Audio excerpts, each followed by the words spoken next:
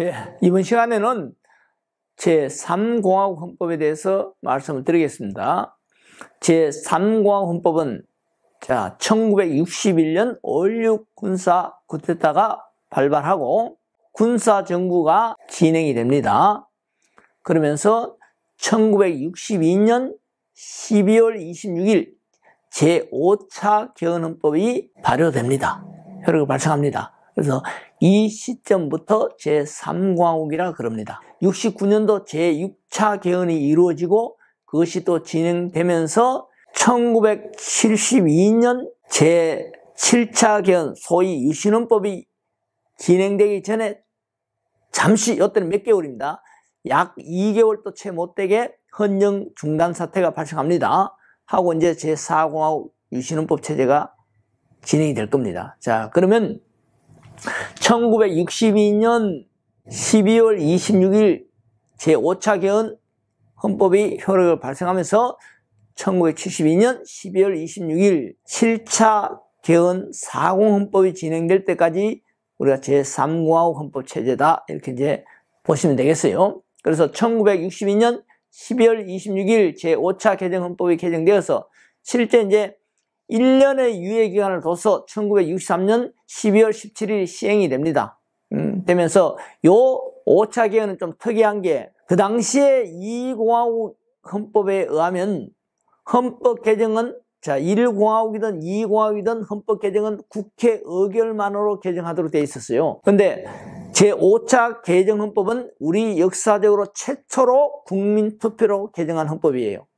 근데 과거 헌법은 국민투표 개정 절차가 없었죠. 그러면 어떻게 국민투표로 개정했단 말인가? 바로 5.16 군사 쿠데타 후에 군사정부 하에서 국가재건 비상조치법이 만들어집니다. 이 국가재건 비상조치법에서 국민투표로 헌법을 개정하도록 하고 그 국가재건 비상조치법에 의하여 국민투표를 개정했습니다. 그러면 국민투표로 개정을 했지만은 그 절차가 헌법이 아닌 하위법인 국가재건 비상조치법의 절차에 따랐다는 점에서 절차적으로 위헌의 소지를 안고 있다는 점이에요. 자, 어쨌든 이 헌법은 62년 12월 26일 공포되었지만 실제 이제 63년 12월 17일부터 시행이 됐다. 약 1년 후에 시행이 됐다. 이렇게 생각하시면 되겠고요. 자, 이 5차 개헌은 미국식 대통제에 가장 근접했다고 볼 수 있습니다. 순수한 미국식 대통제를 채택한 적은 단 한 번도 없습니다. 그나마 미국식 대통제에 가장 가까웠다고 이제 볼 수 있는데 대통제 헌법이에요. 그리고 이제 단원제 헌법이고 사법을 법원 하나만 뒀어요. 그래서 사법 이론주의. 그래서 법원에서 위헌 법령 심사까지 했었습니다. 그리고 이제 탄핵 심판 기구를 따로 뒀고 또 감사원이라는 기구를 신설하게 됩니다. 그리고 이제 우리 헌법의 목적 이념으로 평가되는 모든 헌법 조항의 이념이고 모든 기본권의 이념으로 평가되는, 그래서 한마디로 말해서 헌법에서 지향하는 목적 조항, 이념 조항으로 평가되는 인간존엄과 가치, 현행헌법 10조에 있습니다만 인간존엄과 가치가 이 5차 개헌 때 최초로 규정이 되고, 그 다음에 사회권의 이념 조항으로 평가되는 인간다운 생활권이 또 5차 개헌 때 처음 들어갑니다. 물론 이 인간다운 생활권은 현행헌법에서는 3, 4조 1항에 있습니다. 그 다음에 종교의 자유에서 별도로 양심의 자유가 분리되고 거주 이전의 자유에서 직업의 자유가 독립적으로 분리되어서 등장합니다. 이런 것이 이제 대표적 조항이 되겠습니다. 64조에서 행정권은 대통령을 수반하는 정부에 속한다. 즉 단순히 명목적 대통령이 아니라 실권을 행사하는 대통령이라는 것을 알 수 있죠. 그리고 대통령은 외국에 대해서 국가를 대표하는, 즉 국가 원수이고 또 행정부의 집행부의 수반이라는 것을 알 수 있고, 그리고 대통령은 국민의 보통평등 직접 비밀선거에서 선출한다. 직접 선출하겠다는 겁니다. 그리고 이제 92조에서 바로 국가의 세입 세출의 결산, 국가 및 법률에 정한 단체의 회계 검사와 행정기관 및 공무원의 직무에 관한 감찰을 위해서 대통령 소속하에 감사원을 둔다. 자, 지금 헌법도 이렇게 되어 있습니다. 헌법 개정사항 중에서 이거 10차 개헌 때 한번 재검토해보자. 즉 감사원을 독립시켜서 둔 것은 좋은데 이것을 대통령 소속하에 둔다 해서 늘 여기에 대해서 시비거리가 될 수가 있습니다. 해석을 하기를 형식적으로 대통령에 소속될 뿐이지 직무상 일체 대통령도 개입하지 못한다. 또 개입해서도 안 된다. 이렇게 평가합니다. 직무상 완전히 독립되어 있다. 그러니까 감사원은 독립기구다. 하지만 그래도 아예 감사원도 중앙선관위원회처럼 독립기구로 만드는 게 더 좋지 않느냐. 어쨌든 형식적이든 대통령 소속하는 자체가 오해를 일으킬 수 있단 말이죠. 어쨌든 감사원이 신설되고 독립되는 게 제5차 개헌이다.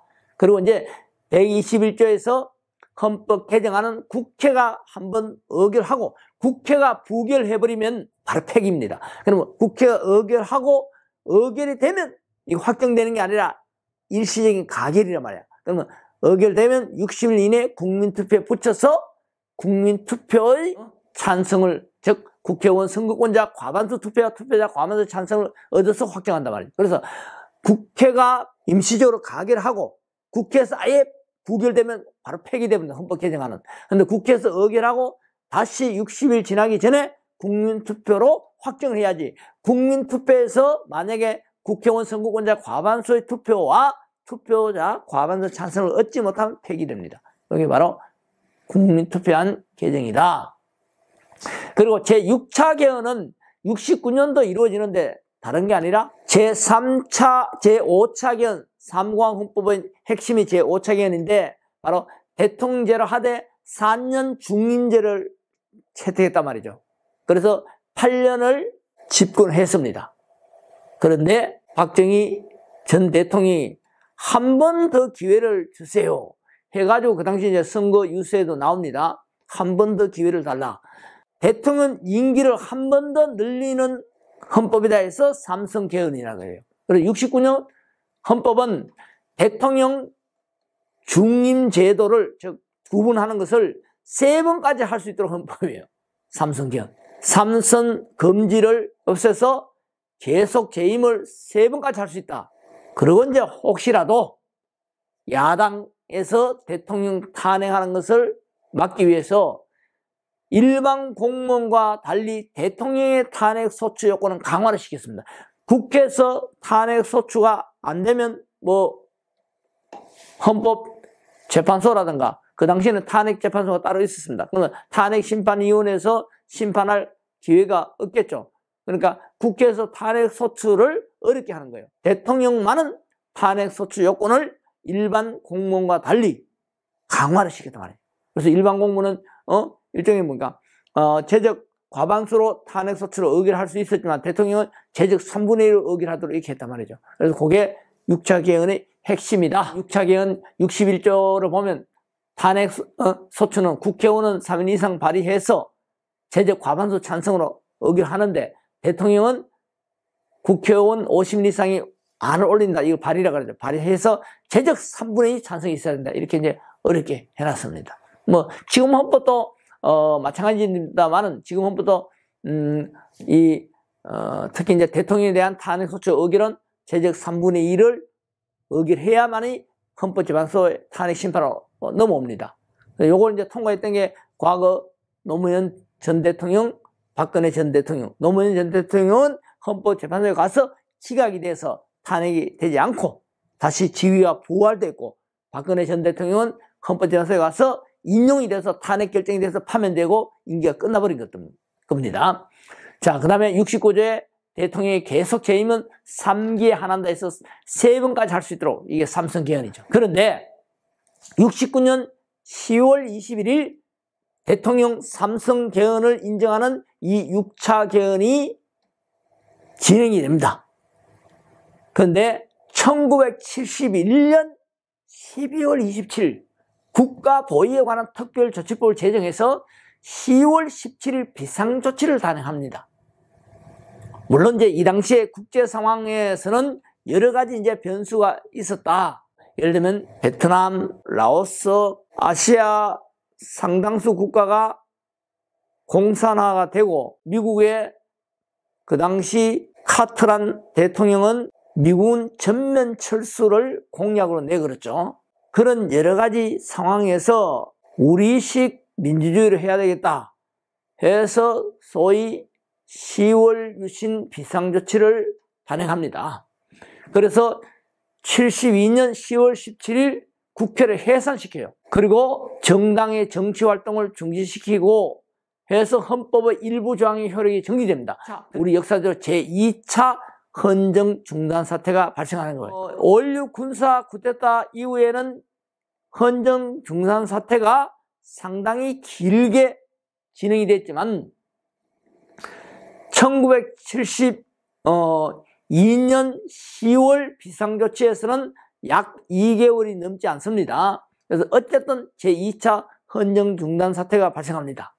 그리고 이제 유신헌법이 즉 2차 헌정 중단 사태가 발생하면서 비상국무회의를 만들어서 거기서 국정을 운영하고 그다음에 유신헌법이 국민투표로 확정돼서 바로 72년 이 개정헌법 소위 유신헌법이라고 합니다. 72년 12월 27일 공포 시행이 됩니다. 그럼 이때부터 바로 7차 개헌 소위 유신헌법이라고 하고 이 7차 개헌부터 4공화국 헌법으로 평가를 합니다. 4공화국 헌법에 대해서는 별도로 또 설명을 드리도록 하겠습니다. 자, 수고하셨습니다.